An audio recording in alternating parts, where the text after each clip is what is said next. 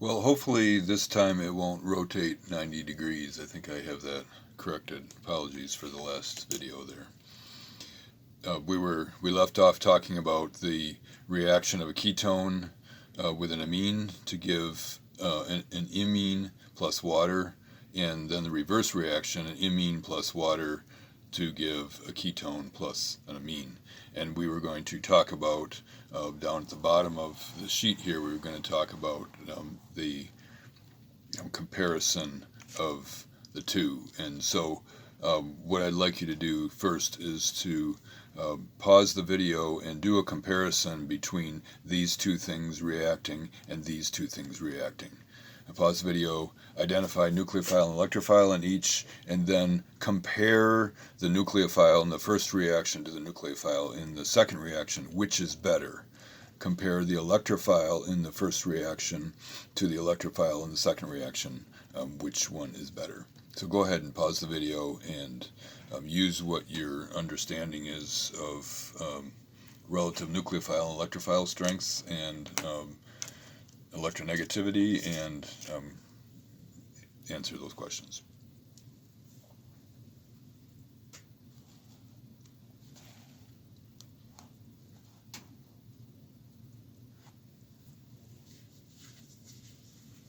Okay, so if we look at, we have identified, and you should be pretty comfortable with this, partial positive, partial negative charge. This is our electrophile here, and this is where the lone pair will add, and the same thing here, partial negative and partial positive. Which one of these bonds is more polar, the carbon-oxygen bond or the carbon-nitrogen bond? So oxygen is further to the right on the periodic table, so it's more electronegative. This is a more polar bond, so this is a better electrophile. And this is a worse electrophile, not as polar of a bond, and so not as great of a partial positive charge here as there is here. And then let's look at our nucleophiles. What makes a better nucleophile? Well, there's lots of factors. Charge is neutral on both of these. If it was negative, it would be a better nucleophile. And a larger atom makes a better nucleophile, but they're both roughly the same. They're in the same period of the periodic table. And we know that the more electropositive element, nucleophilic element, is going to be a better nucleophile than the less electropositive one.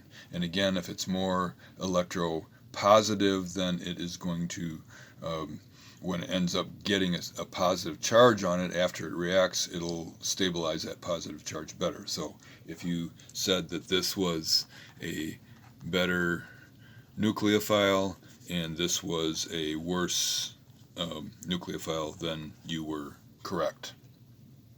So nice job there. So here we are, and we're back to our discussion. So we're going to do this under acid catalysis. So we have an acid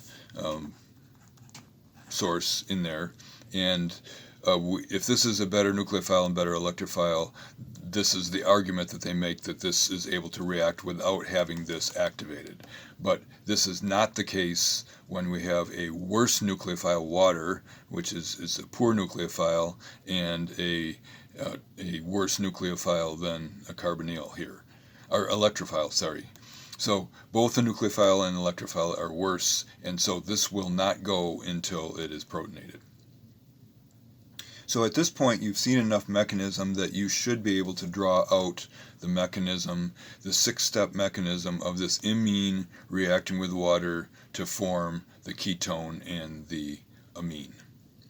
And I'm going to list the steps for you, and then see how you do in drawing out all 6 of those steps to get the products and labeling them and using appropriate equilibrium arrows and everything else, and then we will take a look at it worked out. So step number 1 is going to be protonation. Step number 2 is going to be addition. Step number 3 is going to be deprotonation. Step number 4 is going to be protonation again. Step number 5 is going to be elimination, and step number 6 is going to be deprotonation. So we got protonate, do something, deprotonate, protonate, do something, deprotonate. So go ahead and pause the video and draw out the mechanism of water reacting with imine to give the final product, as you see up here at the top, water reacting with imine to give the amine plus the ketone. And when you get it, the mechanism drawn out, all 6 steps as best you can, then switch the video back on and we'll take a look at it.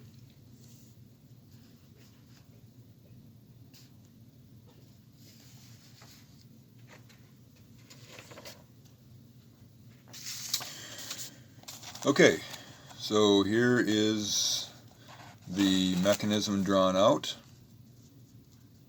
for you. You can see some of it on the page anyway. Step number 1, protonate. We're going to make this a better electrophile by adding the proton on there, and it's a better electrophile because it has this resonance structure, which you should show, that puts the positive charge on the carbon here.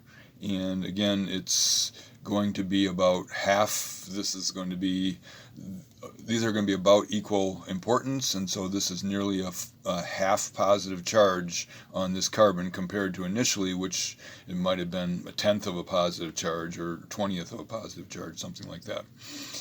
So step number 1, we're making this a better electrophile. Step number 2, we're adding the water to it, which is again a poor nucleophile, but now that we have a much better electrophile, it will add. And now we've added it, and we are, remember what our goal is to have this oxygen on here double bonded to the carbon here. So this is going to become a carbonyl. We have to get rid of both of these hydrogens, and we have to add a second hydrogen onto this amine to be leaving as the leaving group. So deprotonation is the next step, and we form this neutral intermediate that has an amine and an alcohol attached to the same carbon. So again, our goal here is to form this double bond here, kick that out, and if we flip this in and kick that out right now, it'll be a nitrogen with a negative charge on it, which will be a very strong base and not possible in acidic solution. So before we kick that out, we have to add a proton on there. So the next step, protonation, adding the proton on there. Now we have a very good leaving group, and when we dump in here and do the elimination reaction forming the pi bond, we can kick out a neutral, so minus means it's coming off, a neutral amine as a leaving group. Very good leaving group, obviously, because it has no charge on it at all. And then we have almost got the final product, but it's got a proton on there. It still has the proton from up here. It's got a proton on there, and so we need to deprotonate in the last step. All of these arrows are equilibrium arrows because we said the overall process was an equilibrium process. So correct whatever errors that you had in yours, and make sure you understand whatever mistakes that you have made in the overall process. And now you're ready to do some more practice. And so in your course packet, then we have sorry, the sun is suddenly shining in the window very brightly. We have a gold sheet, and in the first side, what we have is a bunch of equations that's already drawn out with the products already drawn out. And so you're going to draw the mechanism showing how we get from the reactant to the product, and then you're going to draw the mechanism for the reverse reaction to give you practice. So here is some examples of reactions that can go forward or backwards. And then on the back side of the sheet, we have not drawn the products. So first thing you're going to do is draw the products from what you know now about oxygen nucleophiles and nitrogen nucleophiles and carbon nucleophiles. What are the products? And then what is the mechanism And what you're noticing is that a lot of them are acid catalyzed. So we have H+, and you know what that means. Okay, some of them have a first step that's a negative solution, and then it goes on, second step, you're adding H3O, and that's typical of the carbon nucleophiles that you see here, and those are not reactions that go backwards. So you won't see the carbon nucleophile reactions going backwards at all, but you will see the oxygen nucleophile and the nitrogen nucleophile ones going backwards.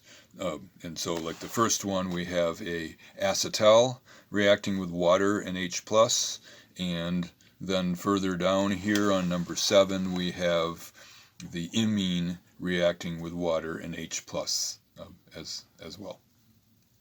So the answers to these will be posted, and this is what you should be doing here in the next day or so, getting very comfortable drawing products of these reactions and showing mechanisms.